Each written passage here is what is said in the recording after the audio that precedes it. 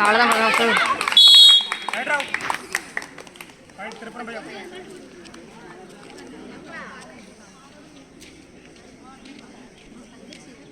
சாப்பிட்டியா? வா மண்டே வலிக்குது. பார்த்துக்கலாம்